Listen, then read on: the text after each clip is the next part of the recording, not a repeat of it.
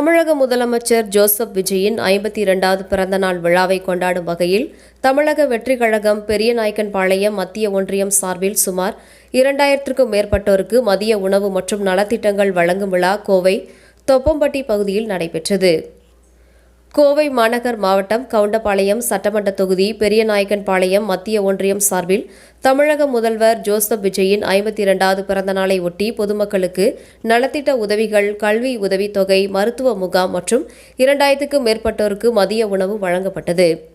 தமிழக முதலமைச்சர் ஜோசப் விஜயின் 52வது பிறந்தநாளை ஒட்டி தமிழக வெற்றிக் கழகத்தினர் பல்வேறு இடங்களில் நலத்திட்டங்கள் வழங்கி சிறப்பாக கொண்டாடி வருகின்றனர். இதன் ஒரு பகுதியாக பெரியநாயக்கன்பாளையம் மத்திய ஒன்றியம் சார்பில் தமிழக முதலமைச்சர் ஜோசப் விஜயின் 52வது பிறந்தநாள் விழா தொப்பம்பட்டி பிரிவு வேணுகானம் திருமண மண்டபத்தில் பல்வேறு நலத்திட்ட உதவிகளுடன் விமர்சையாக கொண்டாடப்பட்டது.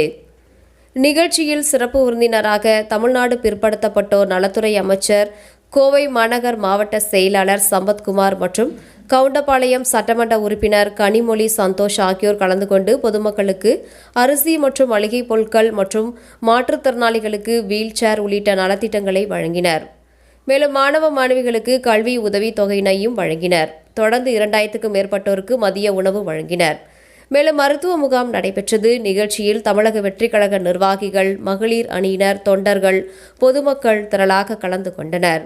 நிகழ்வில் தமிழகத்தில் உள்ள அனைத்து முதியோர் இல்லத்திற்கு தேவையான அனைத்து உதவிகளையும் செய்து வருபவரும், நிகழ்ச்சியில் 10க்கும் மேற்பட்ட மாற்றுத்திறனாளிகளுக்கான சக்கர நாற்காலிகளை வழங்கியவருமான தமிழக வெற்றிக் கழகத்தின் நிர்வாகி தினேஷின் காரில் தமிழக வெற்றிக் கழகத்தின் கொடியினை அமைச்சர் சம்பத்குமார் தாமாக முன்வந்து பொருத்தினார்.